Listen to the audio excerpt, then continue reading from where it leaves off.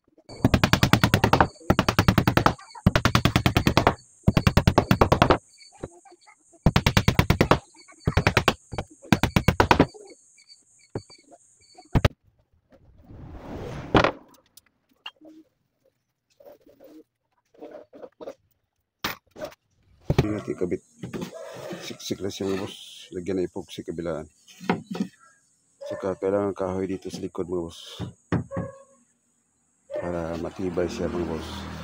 So ganyan ang itsura niya. So ilagay natin dito sa likod mga boss, lagyan na epoxy. Yan.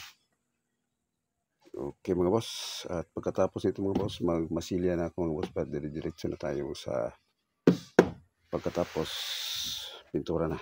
Okay mga boss, ito na si mga boss, natapos ko na siyang masilyahan mga boss. Kapal na masilya mga boss, 4 na balik to, sobrang kapal na. So bukas pa natin ito mga boss, mabaliktad para masitap na yung makina para magpintura ng mga boss. So sa ngayon mga boss, dito lang muna tayo sa hanggang masilya. Para bukas, pagkatapos ng mag-sit up ng makina, lilihain pa natin ito mga boss bago natin tirahin ang pintura. Okay mga boss, abangan nyo na lang bukas mga boss para matapos ito siya mga boss.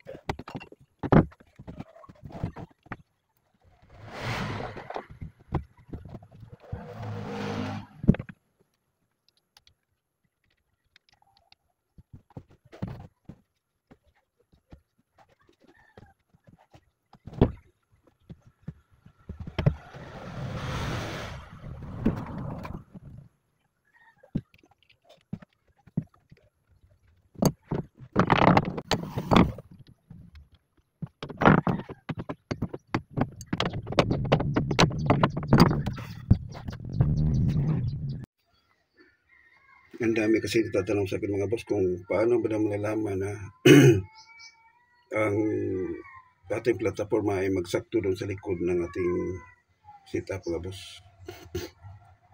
Kung ang ihi mo ay 5 feet, yung plataforma mo ay 1/2 lang yung likuran at 1 and 1/2 yung unahan.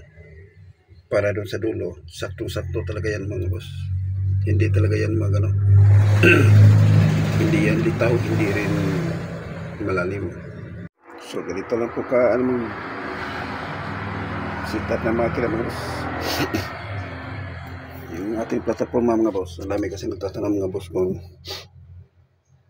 ang kapal po sa hulihan niya mga boss ay ano lang siya, hindi abot ng 1/2. Tapos yung unahan dito mga boss ay 1 and 1/2 yung plataforma. Tapos yung nito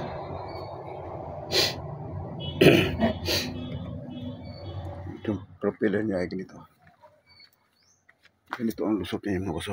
Tingnan mo yung tingnan mo yung fitting niya, sagad na sagad dito sa ating cut. Yung dulo ng ating propeller nito, ito ay pantay dun sa tatlong cut na to. Yan, pantay na pantay siya sa tatlong cut. Ganito mag-set up mga boss ng lang, pwede siya bumaba ng 1/2 or hanggang 1 lang yung baba mo mga boss. Pero mas maganda kung ganito pantay. Maganda ang tulak nito pag ganito mga boss. Yung ating propeller ay maybe ganito po pag ito yung sinasabi ko nakatayo. Yan.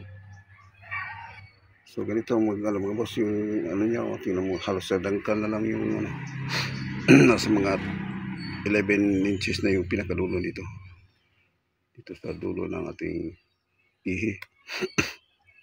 Kaso lang nito, nakapaangat yung ulihan.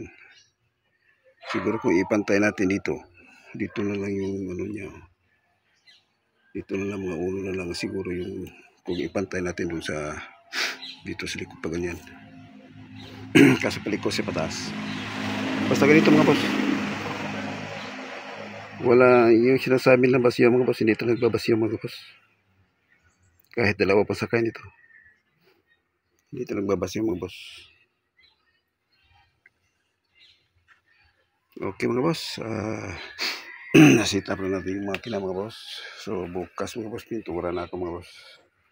Yan, inantay ko lang yung tumigas yung mga epoxy para matanggal ko na yung makina. Okay mga boss, so hanggang dito lang muna sa working video mga boss.